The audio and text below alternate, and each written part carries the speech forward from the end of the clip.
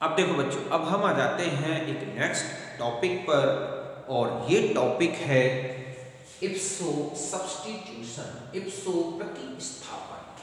Okay, तो देखो बच्चों, इप्सो सब्स्टिट्यूशन एक ऐसा सब्स्टिट्यूशन जिसमें सब्स्टिट्यूटेड बेंजीन के ऑलरेडी एग्जिस्टिंग ग्रुप का सब्स्टिट्यूशन न्यूक्लियोफाइल या इलेक्ट्रोफाइल से होता है।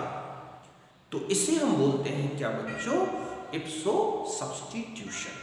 समझ गए बच्चों कि प्रतिस्थापी बेंजीन में जब पहले से प्रतिस्थापित समूह का क्या हो जाए, किसी न्यूक्लियोफाइल या इलेक्ट्रोफाइल से सब्स्टिट्यूशन हो जाता है, प्रतिस्थापन हो जाता है, तो इसे हम बोलते हैं क्या बच्चों? इप्सो सब्स्टिट्यूशन, और आल्सो कॉल्ड इप्सो अटैक। ओके, यही डेफिनेशन दी है कि replacement of existing group of substituted benzene by other electrophile or nucleophile is called ipso substitution।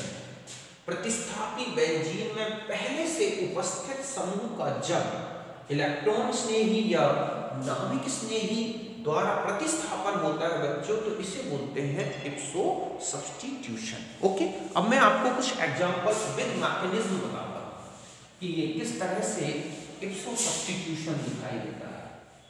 Okay, अब देखो बच्चों, सपोज हमारे पास एक ortho hydroxy benzoic acid. Okay, ये है हमारे पास ऑर्थो हाइड्रोक्सी बेंजोइक एसिड। यहां पर हमने ब्रोमिनेशन कराया। ओके, सपोज यहां पर ब्रोमिनेशन इन पोजीशंस में हो गया, C डबल वाई पोजीशन छोड़ दें तो एक ब्रोमीन यहां आ गया, एक ब्रोमीन यहां। ओके, फिर और आगे अगर हम यहीं पर ब्रोमिनेशन कराते हैं बच्चों, तो हम देखते हैं कि यहां पर OH, यहां पर भी Br आ गया, यहां भी Br आ गया, यहां भी Br आ गया। तो यहां पर जो है सब्स्टिट्यूशन, ये है इप्सो सब्स्टिट्यूशन। अब हम इस इप्सो क्यों कह रहे हैं? क्योंकि आप देख रहे हैं कि ये ऑलरेडी एग्जिस्टिंग ग्रुप था पहले से, उसका सब्स्टिट्यूशन किससे हो रहा है? आप देख रहे हैं ब्रोमीन से। तो ये एक इप्सो सब्स्टिट्यूशन है। अब ये ऐसे कैसे हुआ? तो देखो, हम इसकी मैकेनिज्म से देखते हैं कि यहां पर हमने Br अटैच कर दिया Br। ओके, यहां पर है OH, अब यहां है COOH। तो ये जो होता है बच्चों, पहले आयोडाइज्ड हो गया और यहां पर Br और ये है Br। ओके, ये प्लस और ये है माइनस। ये बॉन्ड यहां पर आप देखोगे, ये लोन पेयर यहां आया, ये यहां आ गया, ये यहां। तो यहां पर क्या होता है कि ये डबल बॉन्ड OH, यहां पर C डबल बॉन्ड O, हम यहां पर ये कहें कि एक HBr रिमूव हो गया, यहां से H और Br। ओके, यहां आ गया माइनस। अब यहां पर एक Br है, एक यहां पर Br। अब यहां पर देखो बच्चों, एक Br और अटैच हो गया।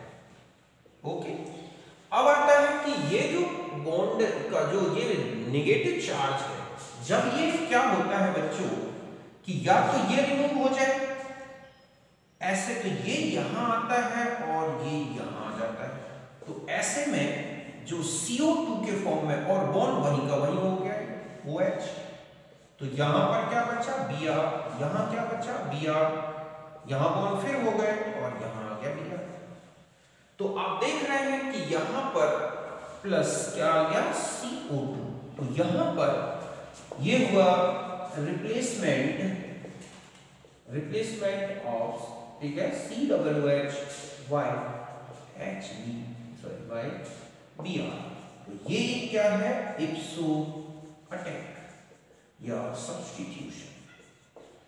तो आप देख रहे हैं कि इस तरह से इप्सो सब्स्टिट्यूशन होता है, जिसमें आपने देखा कि जो Br के द्वारा Br और H2O का एक मीडियम होता है, पोलर मीडियम, इनकी प्रेजेंस में यहां पर इसका एक इप्सो अटैक हुआ या इप्सो सब्स्टिट्यूशन। जस्ट ऐसा ही यहां पर अगर हम सल्फोनिक ग्रुप ले लें, ओके, कि यहां पर हम क्या ले लें बच्चों? Sulphonic group SO3H। तो यहाँ पर Br, तो यहाँ पर ऐसे ही सब्स्टिट्यूशन होता है कि ये है SO3H, बाद में इप्सो अटैक हुआ और यहाँ Br आ गया और SO3 जो है SO3 के फॉर्म में ये निकल गया। ओके, यहाँ पर H प्लस बाहर हो जाएगा, मीन्स यहाँ पर अगर हम ये कहें कि यहाँ HBr का रिमूवल हो गया, ये H और यहाँ से एक Br S, तो यहाँ पर भी क्या है इप्सो, तो यहाँ से SO3, यहाँ का Br माइनस, ये प्लस प्लस ने अटैक किया, ये हो बिल्कुल सेम मैकेनिज्म। यहाँ पर हम ये कहें कि हमारे पास ये HBr रिमूव हो गया और यहाँ क्या था SO3H, तो यहाँ पर आप देखेंगे कि ये है S डबल बॉन्ड O, ठीक है, डबल बॉन्ड O और एक माइनस, तो ये जो माइनस जब यहाँ आता है तो ये यहाँ आ जाएगा और यहाँ पर एक SO3 रिमूव हो गया, तो ये भी क्या है इप्सो, तो रिमूव इसका सब्स्टिट्यूशन SO3H का सब्स्टिट्यूशन किससे हो रहा है Br से, तो ये भी एक क्या है बच्चों इप्सो सब्स्टिट्यूशन। तो यहाँ तक आप समझ गए होंगे अच्छी तरह से। ओके, और भी हम देख सकते हैं कि हमें इप्सो सब्स्टिट्यूशन और कहाँ दिखते हैं। आप देखोगे न्यूक्लियोफिलिक सब्स्टिट्यूशन रिएक्शंस, सपोज हमें NH2 ग्रुप को सब्स्टिट्यूट करना है, ओके, या Cl जैसे ये है क्लोरोबेंजीन, यहाँ पर हम NaOH का रिएक्शन कराएं, आप देखते हैं कि ये क्या बन जाता है फिनोल, लगभग 6 to 3 केल्विन, 200 atm प्रेशर, तब यहाँ पर आप देखोगे प्लस NaCl।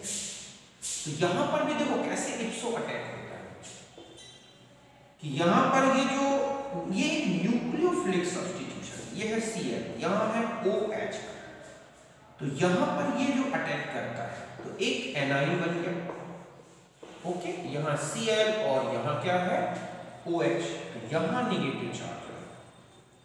अब आता है कि यहाँ से जब ये एंटर होगा तो ये यहाँ से रिमूव हो जाता है और यहाँ पर फिर से अब यहाँ क्या आ गया OH, तो यहाँ पर भी क्या है बच्चों इप्सो अटैक या सब्स्टिट्यूशन। ऐसा क्यों? क्योंकि न्यूक्लियोफिलिसिटी ऑफ OH, हम ये कह सकते हैं कि ये कैसे होता है, तो nucleophilicity of OH greater than nucleophilicity of Cl minus, so ऐसा हुआ।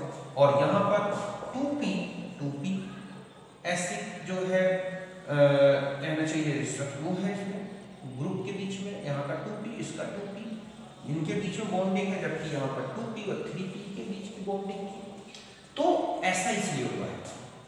और भी अगर आप देखें, जैसे आप देखें कि NH2 को हमें सब्स्टिट्यूट करना होता है किसी फंक्शनल ग्रुप से, तो वहां पर भी आप इप्सो अटैक देखते हैं कि यहाँ पर अगर सपोज हमें एनिलीन में ये है NH2, ओके, यहाँ हमें सब्स्टिट्यूट करना है OH से, तो आप देखते हैं NaNO2 plus HCl plus H2O ये ले लें तो हम यहाँ पर क्या बन जाता है फिनोल, या यहीं पर ये सब लें और हम यहाँ पर यदि ACN ले लें तो आप देखोगे साइनाइड आ जाएगा, या हम यहाँ पर CuCl ये ले लें तो आप देखोगे यहाँ पर Cl आ जाएगा, NaNO2 ले लें तो यहाँ पर क्या आ जाएगा NO2। तो ये सब कैसे हुआ, इसको भी हम किससे एक्सप्लेन कर सकते हैं इप्सो अटैक से।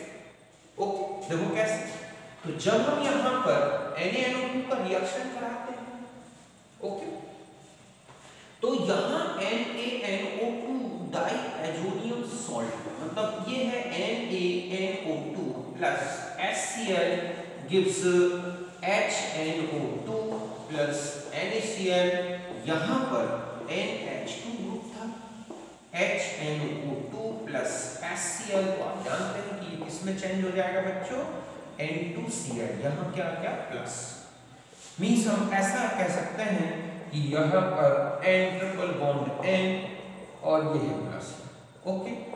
अब यहाँ पर OH minus X minus Cl minus NO2 minus H minus, इस तरह का कोई भी ग्रुप लिया, ये ग्रुप इसको तो ये क्या होगा, इप्सो सब्स्टिट्यूशन।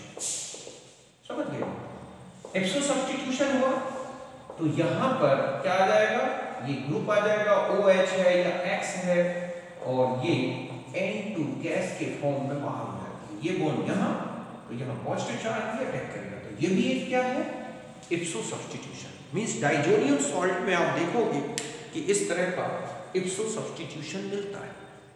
ओके, तो ये था इप्सो सब्स्टिट्यूशन। और भी देखो आपने देखा था सल्फोनेशन, हैलोजिनेशन, सल्फोनेशन है, आयोडीनेशन है। तो आयोडीनेशन और सल्फोनेशन, उसमें भी आप इप्सो अटैक देखते हैं कि यहाँ पर आप जब आप देखते हैं कि ये है बेंजीन और HOSO3H, ये है, या हम ये कहें कि हमारे पास यहाँ पर था SO3 H2SO4 की प्रेजेंस में, और यहाँ पर ये हो जाता है SO3H। तो ये रिएक्शन एक रिवर्सिबल है। ऐसा क्यों हुआ है बच्चों, क्योंकि ये है हमारे पास SO3 स्ट्रक्चर देखें हम, double bond O, double bond O, OH।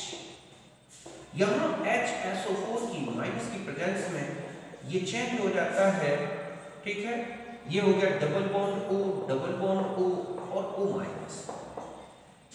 तो यहाँ पर जो सब्स्टिट्यूशन है ये, तो ये H हम ऐसा ले लें कि यहाँ से जो H है वो यहाँ अटैक कर देता है, और ऐसे में हमारे पास एक ट्रांजिशन स्टेट फिर बन जाती है। ये हो गई S double bond O, double bond O minus, और यहाँ क्या आ गया H प्लस। ये है। अब ये क्या होता है कि ये इधर, तो ये इधर, तो यहाँ पर ये फिर H आ गया, बेंजीन हो गई। तो ये सारे स्टेप, तो यहाँ पर ये स्लो स्टेप होता है, और ऐसे में ये ग्रुप, तो यहाँ पर भी क्या दिख रहा है, इप्सो अटैक। जस्ट ऐसा ही इप्सो अटैक किसमें मिलता है बच्चों, I2 के साथ, कि यहाँ आयोडाइड आता है, ये रिएक्शन रिवर्सिबल होती है, प्लस HI के साथ। क्यों, क्योंकि यहाँ पर आयोडीन है और ये है हमारे पास, ओके, H प्लस, तो ये अटैक कर देता है, और यहाँ पर आयोडाइड माइनस H, ये हो गया, और फिर ये बॉन्ड इधर, तो यहाँ दोबारा आयोडाइड H आया। तो ये भी एक क्या है, इप्सो अटैक। तो देखो अब ये बता दूं कि जो इप्सो अटैक है वो क्यों होता है। या तो फिर दो रीजन है बच्चों इप्सो अटैक होने के। इप्सो अटैक का रीजन है कि ठीक है, कॉज ऑफ इप्सो अटैक। एक तो है कि जो न्यूक्लियोफिलिसिटी है, न्यूक्लियोफिलिसिटी ऑफ एग्जिस्टिंग, ठीक है, less than nucleophilicity of incoming. Okay, जैसे अभी आपने देखा COOH, इससे ज्यादा Br की न्यूक्लियोफिलिसिटी थी, जस्ट, ठीक है, SO3H था, इससे न्यूक्लियोफिलिसिटी किसकी ज्यादा है बच्चों, Br की। या हम ये कहें कि जो N2 था उससे ज्यादा न्यूक्लियोफिलिसिटी OH की है, CN की है, X की है, तो ही क्या हो जाता है, इप्सो अटैक। या दूसरा है कि activation energy of transition state first equals to transition state 2, तो भी ऐसे में क्या हो जाता है बच्चों, इप्सो अटैक। सपोज आपने देखा था सल्फोनेशन में कि ये जो है TS1 है और ये क्या है TS2, ये लगभग सेम है, ठीक है। तो यहाँ पर आपने देखा कि प्लस H2SO4 गिव्स, ये है कि मतलब ये है H2SO4 प्लस रिंग। तो आप देख रहे हैं कि ये रिएक्शन जो है एक रिवर्सिबल नेचर की है। क्यों, क्योंकि यहाँ पर और यहाँ पर ज़्यादा डिफरेंस नहीं, तो रिएक्शन रिवर्स हो जाता है। जो इंटरनल जो इनके स्टेप्स हैं वो एक रिवर्सिबल होते हैं, और यहाँ पर ध्यान रखें आइसोटोपिक इफेक्ट आता है। तो ये है सब इप्सो अटैक से रिलेटेड। तो आप समझ रहे होंगे कि ये रिंग में सब्स्टिट्यूटेड बेंजीन में ऑलरेडी सब्स्टिट्यूटेड ग्रुप है, जो एग्जिस्टिंग ग्रुप है, जब उसका सब्स्टिट्यूशन किसी अदर ग्रुप से होता है तो हम इसे बोलते हैं इप्सो अटैक। ये तब होता है बच्चों जब जो न्यूक्लियोफिलिसिटी इनकमिंग ग्रुप की है या इलेक्ट्रोफिलिसिटी इनकमिंग ग्रुप की है, समझ गए ना, एग्जिस्टिंग ग्रुप की न्यूक्लियोफिलिसिटी या हम ये कहें कि इलेक्ट्रोफिलिसिटी, ठीक है, ये लेस देन है इलेक्ट्रोफिलिसिटी ऑफ इनकमिंग या इलेक्ट्रोफिलिसिटी ऑफ इलेक्ट्रोफाइल, ठीक है, या इसमें इलेक्ट्रोफिलिसिटी ऑफ न्यूक्लियोफाइल। समझ गए? इलेक्ट्रोफिलिसिटी जो है जैसे यहां पर ये ग्रुप आ रहा है तो इसकी इलेक्ट्रोफिलिसिटी इससे कहीं ज्यादा है, इसकी इलेक्ट्रोफिलिसिटी इससे कहीं ज्यादा है। या भी आपने देखा कि Cl माइनस था, उसकी इलेक्ट्रो यहाँ पर, तो यहाँ इलेक्ट्रोफिलिसिटी की बात है, तो यहाँ पर न्यूक्लियोफिलिसिटी की बात है। तो इस तरह से एरोमेटिक रिंग में इस तरह के अटैक को ही हम क्या बोलते हैं, इप्सो अटैक। तो यहां तक आप समझ गए होंगे, इसे नोट करें।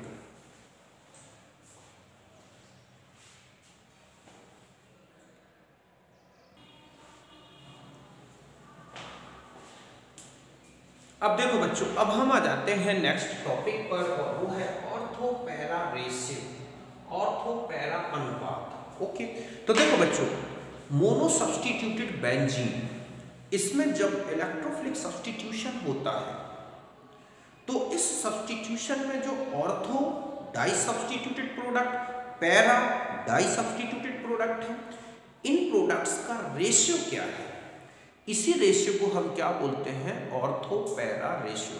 समझ गए ना कि मोनो सब्स्टिट्यूटेड बेंजीन में जब कोई इलेक्ट्रोफिलिक सब्स्टिट्यूशन होता है तो उसमें जो ऑर्थो सब्स्टिट्यूटेड प्रोडक्ट बना और जो पैरा सब्स्टिट्यूटेड प्रोडक्ट बना, इनका रेशियो ही क्या कहलाता है बच्चों, ortho para substitute, ortho para ratio. समझ गए बच्चों कि एकल प्रतिस्थापी बेंजीन में जब इलेक्ट्रॉन स्नेही प्रतिस्थापन होता है तो ऑर्थो कितने मोल्स बने, पैरा के कितने मोल्स बने, इनका रेशियो लिया जाए, इसी रेशियो को हम क्या बोलते हैं, ऑर्थो पैरा रेशियो।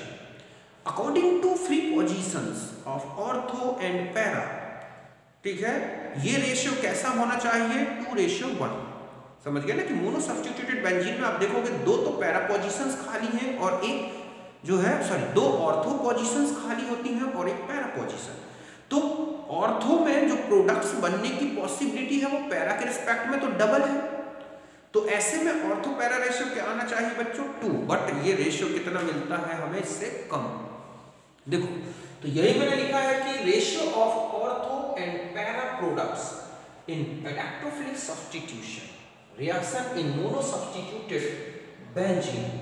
ओके, कि यहां पर जो ऑर्थो, हम ये कहें कि जो ऑर्थो है एंड पैरा, ओके, ये जो हमारे पास पैरा, ऑर्थो एंड पैरा जो प्रोडक्ट्स हैं, इनका इलेक्ट्रोफिलिक सब्स्टिट्यूशन में क्या रेशियो आता है मोनो सब्स्टिट्यूटेड बेंजीन में, उसी को बोला गया है ortho para ratio. According to free 2 ortho and 1 para positions, समझ गए ना, in mono substituted benzene the ratio of ortho para products should be, ठीक है, 2, but actual ratio less than 2।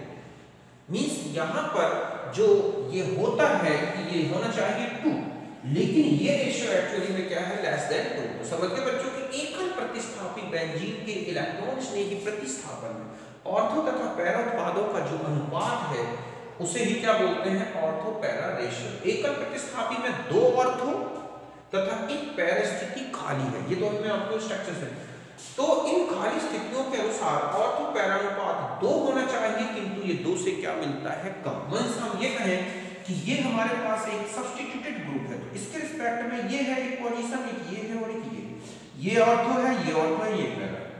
तो देखो बच्चों, अगर ये सब्स्टिट्यूशन हो तो सब्स्टिट्यूशन में 2 पॉसिबिलिटीज है कि ऑर्थो 2 पोजीशंस में इस तरह से अटैक कर सकता है और एक पॉसिबिलिटी यहां पे।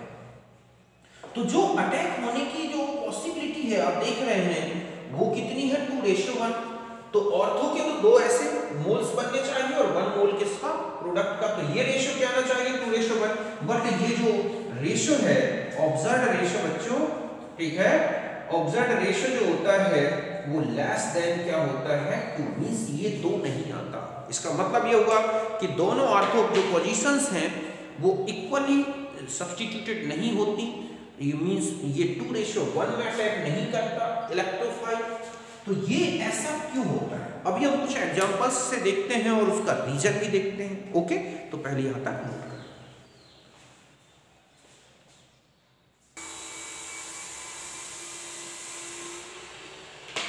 अब देखो बच्चों, नेक्स्ट रीजन ये है reason of low ortho para ratio. Ortho para अनुपात का कम होने का कारण क्या है? तो देखो, पहला है स्टेरिक हिंड्रेंस, त्रिविम बाधा। ओके, तो स्टेरिक हिंड्रेंस जो होता है बच्चों, जो कि ऑलरेडी एग्जिस्टिंग ग्रुप है उसकी साइज बढ़े, या फिर जो इनकमिंग इलेक्ट्रोफाइल है उसका बल्क साइज हो, तो इनका स्टेरिक हिंड्रेंस जो होता है वो ऑर्थो प्रोडक्ट और पैरा प्रोडक्ट में ऑर्थो प्रोडक्ट को थोड़ा कम करता है। ऐसा क्यों? क्योंकि जो इलेक्ट्रोफाइल जब ऑर्थो में अटैक करता है तो स्टेरिक हिंड्रेंस से मॉलिक्यूलर एनर्जी बढ़ जाती है, उसकी पोटेंशियल एनर्जी बढ़ जाएगी और स्टेबिलिटी कम हो जाती है। इसके कारण भी ऑर्थो पैरा रेशियो इफेक्टेड होता है। तो यही मैंने लिखा कि steric hindrance of already existing group और bulky size of electrophile decrease the ortho para ratio.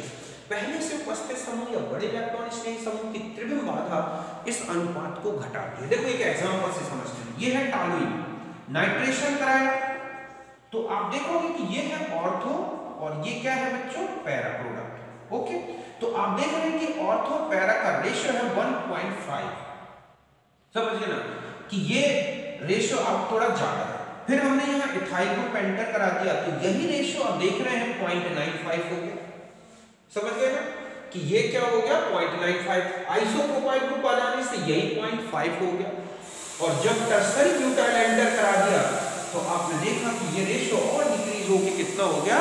2.5। तो यहाँ पर अगर आप देखें कि जो स्टेरिक हिंड्रेंस, ठीक है, ऑर्डर है वो CH3 से ज्यादा होगा, CH3, CH2, CH3 whole twice CH और इससे ज्यादा होगा होल थ्राइस C। तो ये स्टेरिक हिंड्रेंस का ऑर्डर है।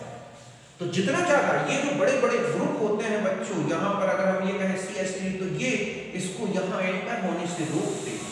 तो यहाँ पर ये जब इंटरफेयर करते हैं तो ये ऑर्थो पोजीशन में एंटर होने में ज्यादा एनर्जी लगती है। और ऐसे में हम ये कहें कि ये ग्राफ को ये हमारा है ऑर्थो के, सॉरी ये है पैरा के लिए, तो इसका जो डायग्राम है ये किसके लिए हो जाएगा? ऑर्थो के लिए। कि इसमें पोटेंशियल एनर्जी और इसकी पोटेंशियल एनर्जी में डिफरेंस आएगा कि यहाँ पर जैसे ही ये ग्रुप अटैच करने की करेगा, आप देख रहे हैं ऑर्थो में ज्यादा एनर्जी हो जाएगी, पैरा में कम। तो ऐसे में ये जो पैरा प्रोडक्ट है वो थर्मली ज्यादा स्टेबल भी होगा और लो एनर्जी वाला होगा, और ऐसे में जो पैरा ज्यादा और ऑर्थो क्या होगा? कम। तो ये तो हुआ कि जब जो एग्जिस्टिंग ग्रुप है उसकी साइज का इफेक्ट देखें।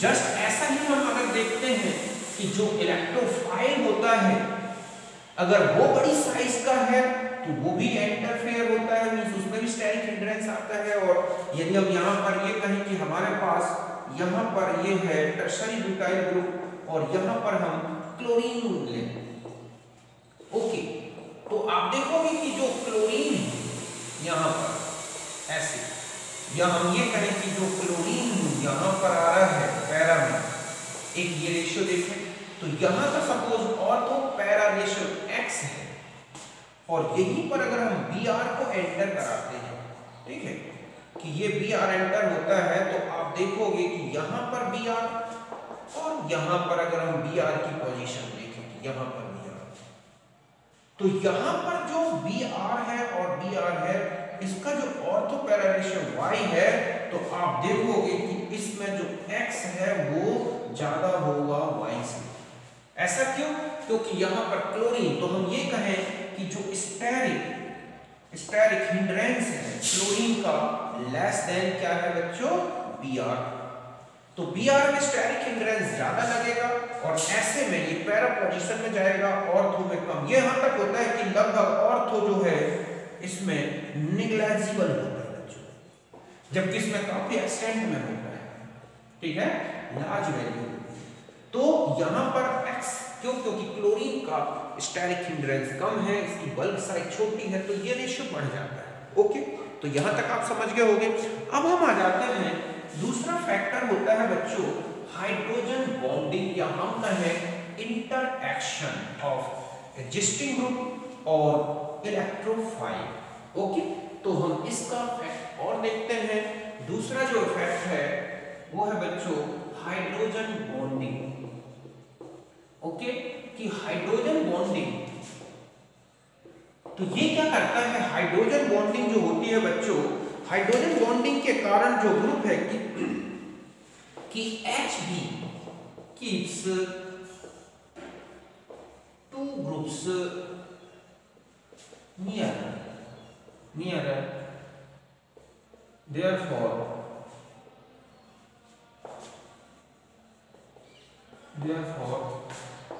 ortho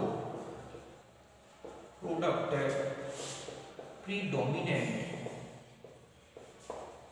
than para product। समझ गए बच्चों कि Hb के कारण दो समूह निकट रहते हैं, जिससे जो ऑर्थोप्रोड उत्पाद पैरा उत्पाद से अधिक बनता है। ओके, आपने देखा होगा जैसे ये है, हम यहाँ पर लें OH और CHCl3 प्लस 3KOH।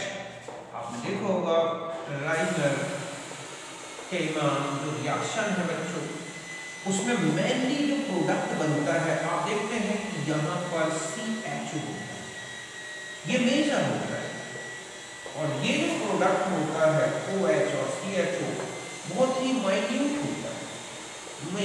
ऐसा क्यों है? क्योंकि आप यहाँ देखोगे कि ये है OH, C डबल बॉन्ड और ये हाइड्रोजन बॉन्डिंग है। बट अगर आप इसमें देखें कि OH और यहाँ CHO है तो Hb नॉट पॉसिबल, जबकि यहाँ पर Hb पॉसिबल है। तो आप देखोगे ये है जस्ट ऐसा ही। अगर हम यहाँ पर CHCCl4 और KOH की रिएक्शन कराते हैं तो मेनली आप देखते हैं COOH है, इसमें भी वही रीजन है कि यहाँ पर OH, C double bond O और OH, तो यहाँ भी Hb है प्रेजेंट होता है, तो यही रीजन होता है। सैलिसिलिक एसिड, सैलिसल्डिहाइड, तो राइमर्टिमर में ऑर्थो प्रोडक्ट क्यों बनता है, मेनली ये क्यों बनता है, तो रीजन है ऑर्थो पोजीशन में ये जो इलेक्ट्रोफाइल है, जो ऑलरेडी एग्जिस्टिंग ग्रुप है, अगर इनके बीच में हाइड्रोजन बॉन्डिंग होती है बच्चों, तो ऐसे में ये प्रोडक्ट क्या हो जाएंगे, इनमें आप देखोगे कि जो यहाँ Hb जो है प्रीडोमिनेंट देन ओके, क्या steric hindrance, so ortho product greater than para product. ध्यान रखें कि अगर Hb प्रीडोमिनेंट है देन स्टेरिक हिंड्रेंस, तो ऑर्थो प्रोडक्ट पैरा प्रोडक्ट से ज्यादा होगा। ओके, ये है, या हम ये कहें कि नाइट्रेशन में भी आप देखोगे अगर हम HNO2 नाइट्रेशन फिनॉल का कराते हैं तो यहाँ पर ये NO2, यहाँ पर ये हाइड्रोजन बॉन्डिंग, और यहाँ पर अगर हम ये देखें OH और NO2 तो ये मेजर होता है। तो यदि ऐसा कहीं होता है बच्चों कि ऑर्थो पोजीशन में अगर हाइड्रोजन बॉन्डिंग से जो ग्रुप है वो ज्यादा स्टेरिक हिंड्रेंस से कहीं ज्यादा स्टेबल बनाता है हाइड्रोजन बॉन्डिंग, तो उसमें ऑर्थो प्रोडक्ट ज्यादा होगा। ऐसे ये है, और भी आप देखोगे तो ये सब किस रीजन से बन रहे हैं, आप देख रहे हैं कि यहाँ पर इंटरएक्शन का इफेक्ट पड़ता है। अब आता है कि अगर ऐसा कोई भी ग्रुप है, ओके, कि रिंग में अगर आप तीसरा फैक्टर देखेंगे, पहले हम इतना कर थोड़ा सा रुकते हैं फिर हम आगे बढ़ते हैं।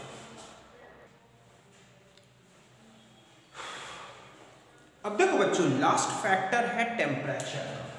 तो ये बता दूं कि दो कंडीशन बनती है कि electrophile not interact with already existing group in benzene ring, then para product is predominant, but para product is predominant at low temperature, but ortho product also found at high temperature। समझ गए बच्चों कि अगर जो electrophilic group है वो already जो group है मोनो सब्स्टिट्यूटेड बेंजीन उससे कोई इंटरेक्शन नहीं करता, मीन्स उससे कोई हाइड्रोजन बॉन्डिंग नहीं करता, उससे की तरफ अट्रैक्ट नहीं होता, तो ध्यान रखें कि लो टेम्परेचर में पैरा प्रोडक्ट ज़्यादा बनेगा और हाई टेम्परेचर पर ऑर्थो पैरा रेशो थोड़ा इंक्रीज हो जाता है। ऐसा क्यों होता है, इसका रीजन भी हम देखते हैं। समझ गए? एक एग्जांपल से देखते हैं। तो यही मैंने लिखा है कि if electrophilic group do not interact, means हम ये कहें कि attracted with already existing group, then para product is predominant at low temperature and at high temperature ortho para ratio increases। समझ गए बच्चों कि यदि इलेक्ट्रॉन्स नहीं समूह पहले से प्रतिस्थापित समूह से कोई अन्योन्य क्रिया नहीं करता, आकर्षित नहीं होता मींस Hb नहीं बनाता, तो ध्यान रखें पैरा उत्पाद मुक्त उत्पाद होता है, जबकि उच्च ताप पर यह अनुपात थोड़ा सा बढ़ता है। देखो कैसे, सपोज यहां पर हमारे पास हमें फ्रीडल-क्रॉफ्ट रिएक्शन करानी है, समझ गए ना कि हमें एक क्या करानी है, फ्रीडल-क्रॉफ्ट रिएक्शन। और किसमें कराएं कि अगर हम फ्रीडल-क्रॉफ्ट रिएक्शन को देखते हैं कि यहां पर लाते हैं CH3Cl, ओके, AlCl3 की प्रेजेंस में, तो आप देखोगे कि इसमें दो प्रोडक्ट बने, CH3 प्लस CH3 और ये है CH3, तो ये इसमें मेजर होता है। समझ गए बच्चों कि यहां पर मेजर होगा। जस्ट ऐसा ही अगर हम यहां पर कर जाए NHCOCH3 और इसमें हम नाइट्रेशन कराएं, तो आप देखोगे कि 0 डिग्री सेंटीग्रेड पर केवल और केवल क्या बनता है, पैरा प्रोडक्ट, यहां पर only para. But at high temperature पर यही रिएक्शन कराते हैं कि यदि हम इसी रिएक्शन को हाई टेम्परेचर पर लेते हैं तो सम of also COCH3 and NO2, ठीक है, प्लस यहां पर NHCOCH3 और NO2, तो हाई टेम्परेचर पर ये दोनों बन रहे हैं बच्चों, जबकि लो टेम्परेचर पर केवल पैरा प्रोडक्ट बन रहा है। तो इसका रीजन क्या है, तो ये और भी बता दूं मैं कि ऐसा कोई भी ग्रुप जो लोन पेयर रखता है और हाइड्रोजन बॉन्डिंग नहीं करता, किससे, इलेक्ट्रोफाइल से। फिर से सुने कि ऑलरेडी एग्जिस्टिंग ग्रुप में लोन पेयर है, means ortho para directional group है, और वो जो इनकमिंग इलेक्ट्रोफाइल है उससे कोई हाइड्रोजन बॉन्डिंग नहीं करता, उसको कोई अट्रैक्ट नहीं करता, तो ध्यान रखें कि लो टेम्परेचर में हमेशा जो है पैरा ही मेजर प्रोडक्ट होगा, ये आप ध्यान रखें। लेकिन हाइड्रोजन बॉन्डिंग होती है तो वो हम टेम्परेचर की कंडीशन अलग देखते हैं यहां पर। तो इसका देखो रीजन क्या है, ठीक है, कि पैरा प्रीडोमिनेंट देन ऑर्थो।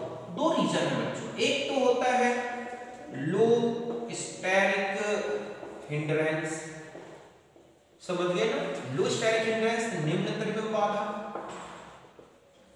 ये है, और दूसरा होता है इसमें सिमेट्रिकल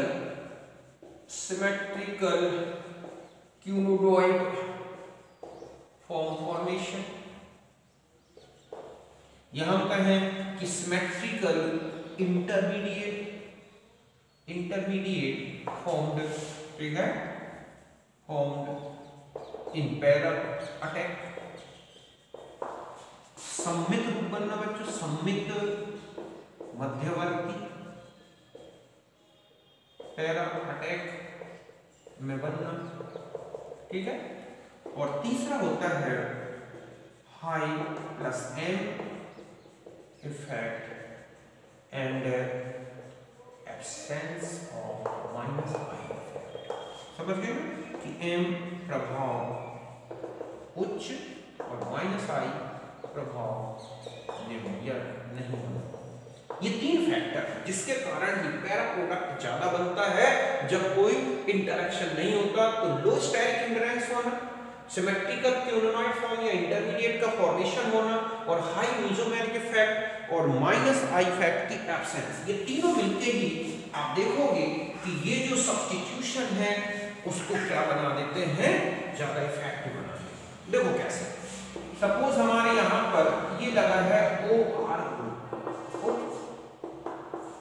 यहाँ पर आपने सब्स्टिट्यूशन कराया CH3Cl AlCl3, आपने देखा यहाँ पर OR और यहाँ पर CH3 प्लस यहाँ पर OR और यहाँ पर CH3 आ गया।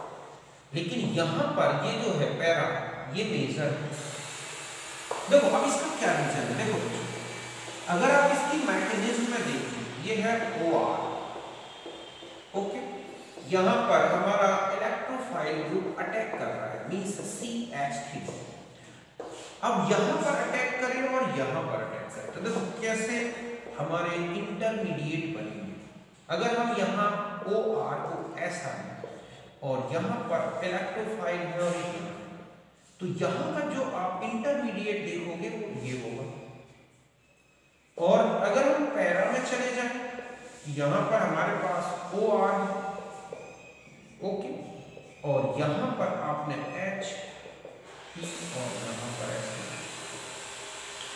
तो ये एक सिमेट्रिकल है बच्चों, सिमेट्रिकल इंटरमीडिएट, ठीक है। ऑक्टेट कंप्लीट एक ये है, एक तो ये ऑक्टेट कंप्लीट कर देगा लोन पेयर के कारण, इसको ऐसा बना देगा O, ठीक है, कि H और E, तो ये एक स्टेबल फॉर्म है। इसमें ऐसा नहीं है, इसमें इस तरह का क्यूनोइड फॉर्म नहीं बन सकता सिमेट्रिकल, तो एक तो ये स्टेबल है। दूसरा ये आप देख रहे हैं कि यहाँ पर कौन सा इफेक्ट दिख रहा है, +M इफेक्ट, ठीक है, और -I इफेक्ट तो क्या है, एब्सेंट है।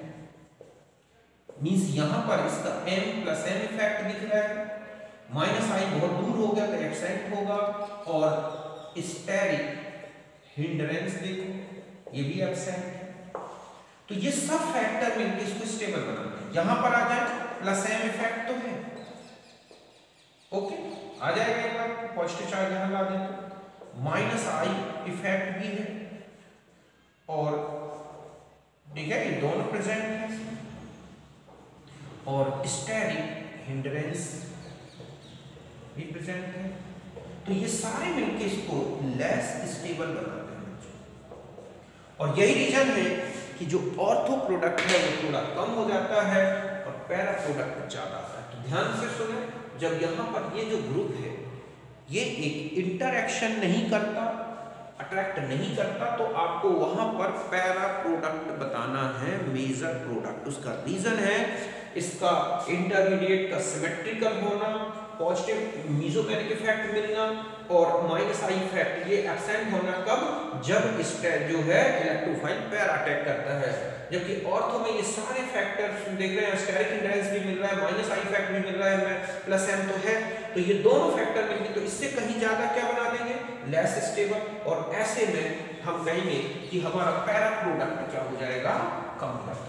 अब आता है कि हाई टेम्परेचर में, तो हाई टेम्परेचर पर आप देखोगे कि ये इस इफेक्ट को कुछ क्या कर देता है, इसमें कॉम्पनसेट कर देता है, और ऐसे में ऑर्थो जो प्रोडक्ट है, तो हम ये कहें कि हमारा जो ग्राफ आएगा ऐसे होगा बच्चों, ये किसके लिए होगा, और ये तो हो जाएगा ऑर्थो के लिए, और ये कैसा होगा, पैरा के लिए, कि पैरा में जो एनर्जी है वो कम है, एक्टिवेशन एनर्जी, और जब ऑर्थो की तो ये TS1 है और ये TS2 है, तो suppose TS1 less than TS2, और यही रीजन है कि पैरा प्रोडक्ट हमारा ज्यादा बनता है। अब आता है कि इफ HB फॉर्म्स, ठीक है, with electrophile, then ortho product predominant at low temperature. समझ गए बच्चों कि लो टेम्परेचर में जो है आप देखोगे कि जो हमारा ऑर्थो प्रोडक्ट है वो प्रीडोमिनेंट है। सपोज आप देखोगे कि ये है आपके पास फिनॉल, आप यहाँ पर सल्फोनेशन कराएं H2SO4, आप देखोगे एक प्रोडक्ट तो ये बना OH SO3H, और एक प्रोडक्ट बनता है हमारे पास OH SO3H। आप देखोगे 293 केल्विन का ये है, ओके, तो ये हमारा कितने पे मिल रहा है, 293, और ये 373 केल्विन पे। मतलब ये हाई टेम्परेचर पर है और ये लो टेम्परेचर पर। तो ऐसा क्यों है बच्चों? ऐसा इसलिए है कि एट लो टेम्परेचर HB जो है, आप ध्यान रखें, HB predominant then steric hindrance. और ऐसे में हमारा जो ऑर्थो प्रोडक्ट है, समझ गए ना, ऑर्थो प्रोडक्ट ये होगा प्रीडोमिनेंट। मींस यहां पर अगर आप देखें कि ये है OH और यहां पर हमारे पास है S डबल बॉन्ड O, या हम ये कहें कि यहां पर OH ऐसे ले लें और यहां का जो OH ग्रुप है इनके बीच में डबल बॉन्ड, वो सॉरी ये बन गया क्या, HB। तो यहां पर एट लो टेम्परेचर जो HB है वो ज्यादा स्ट्रॉन्ग होता है स्टेरिक हिंड्रेंस से, इसलिए ऑर्थो प्रोडक्ट जो है हम देख रहे हैं प्रीडोमिनेंट है। At high temperature okay, HB जो वीक हो जाता है स्टेरिक हिंड्रेंस से। क्यों? क्योंकि हाई टेम्परेचर हाइड्रोजन बॉन्ड को ब्रेक कर देता है बच्चों, और ऐसे में आप देखोगे कि पैरा प्रीडोमिनेंट देन ऑर्थो। ये थर्मल स्टेबल होता है ओके, और थर्मल स्टेबल होने के कारण ही ये पैरा ज्यादा बनेगा। तो ये हमारा यहाँ पर रिएक्शन जो है थर्मोडायनेमिकली कंट्रोल रिएक्शन कहलाएगी बच्चों, और ये काइनेटिकली कंट्रोल रिएक्शन कहलाएगी। तो आप देख रहे हैं कि टेम्परेचर का दोनों इफेक्ट मिलता है। अगर हाइड्रोजन बॉन्डिंग हो रही है तो ध्यान रखें ऑर्थो प्रोडक्ट ज्यादा होगा लो टेम्परेचर पर, और हाई टेम्परेचर पर पैरा प्रोडक्ट ज्यादा होगा। हाइड्रोजन बॉन्डिंग नहीं हो रही है, किसी प्रकार का डाइपोल अट्रैक्शन नहीं लग रहा है, तो लो टेम्परेचर पर पैरा प्रोडक्ट बनेगा और हाई टेम्परेचर पर ऑर्थो प्रोडक्ट बनेगा। इस बेस पर आप राइमंडीमेंट के प्रोडक्ट्स हैं, फिनॉल के सल्फोनेशन में हैं, फ्रीडल-क्रॉफ्ट रिएक्शन में प्रोडक्ट्स हैं, इनकी स्टेबिलिटी को आप बता सकते हैं, ऑर्थो पैरा रेशियो बता सकते हैं। तो आप अच्छी तरह समझ गए होंगे। और अगर हम इसके ग्राफ की बात करें तो हमारे पास ये ग्राफ आएगा कि ये हमारा ऑर्थो का होगा, तो ये किसका होगा बच्चों, पैरा का होगा। तो ये है हमारा इसके बारे में ऑर्थो पैरा रेशियो जो मैंने कंप्लीट कर दिया। आप इसको अच्छी तरह देखें और इस बेस पर आप पहचानें कि ऑर्थो पैरा सब्स्टिट्यूशन में कौन से प्रोडक्ट प्रीडोमिनेंट होंगे। जो इंपॉर्टेंट थे मैंने आपको बता दिया, और भी बहुत सारे आएंगे, हम रिएक्शन बेस देखेंगे। ओके, तो मिलते हैं नेक्स्ट वीडियो में, तब तक के लिए आप सबको मेरा नमस्कार, थैंक यू।